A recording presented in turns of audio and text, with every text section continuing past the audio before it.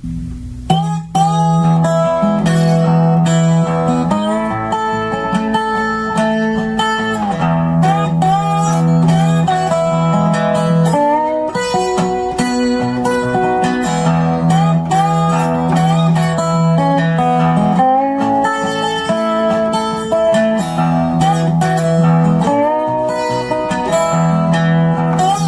all.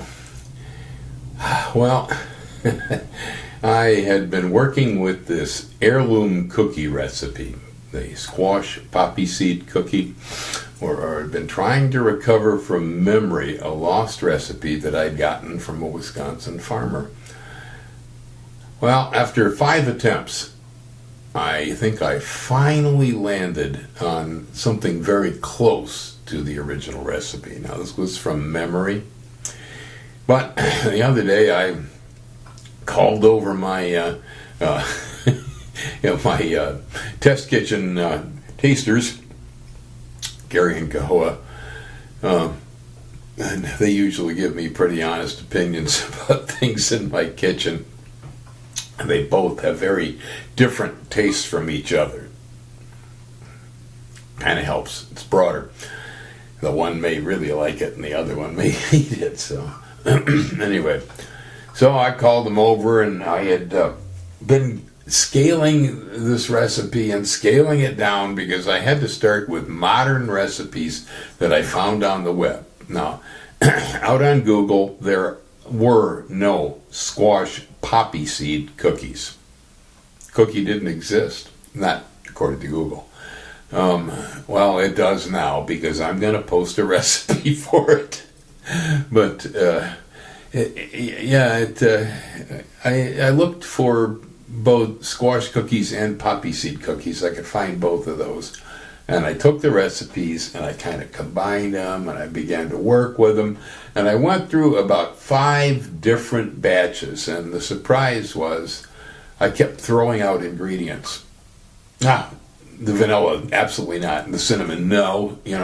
None of that stuff. And I gradually realized that the recipe I had in my hand, or the recipe I was trying to achieve, was actually a very, very old homestead farm style recipe. Mm-hmm.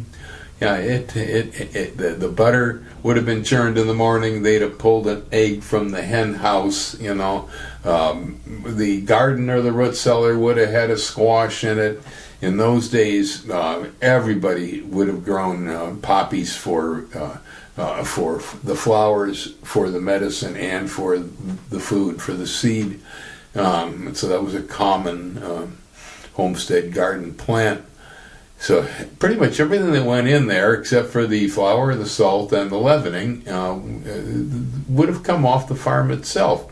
There were no exotic ingredients, and then the flour, salt, baking powder, baking soda would have been available at the local general store in town. So, and then they probably had it in the cabinet. Sugar in there too. Now, the only other comments I have about this before I post the recipe, really, are that Gary and Kahoa both turned to me and said, "This is really good." They both agreed. They like the cookie. Now, the cookie is as close as I can get it to memory. It's not exact. It's close. Part of the problem is the original recipe used a buttercup squash, which is not the same as the local kabocha pumpkin, what I call Godzilla squash. Ours is heavier in carotenes, brighter orange, denser, thicker looking. It definitely colors the cookie more than the buttercup does.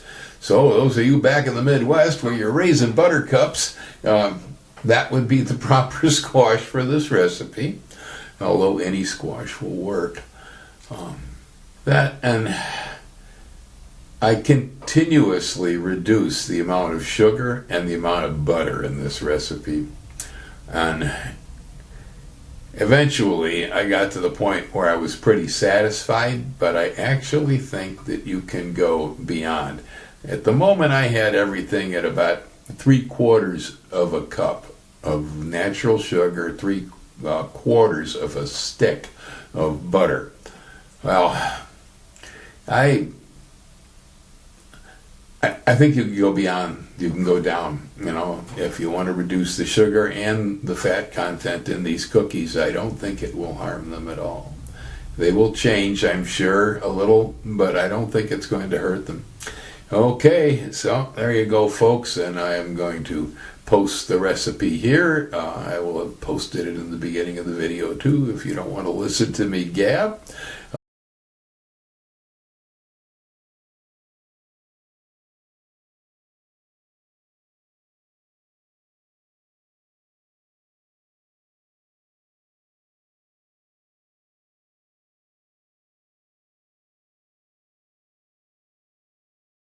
Try it. It's great. Yeah, the reaction I've gotten from people on this cookie is amazing.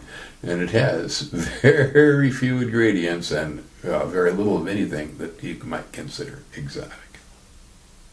Anglos, folks, aloha.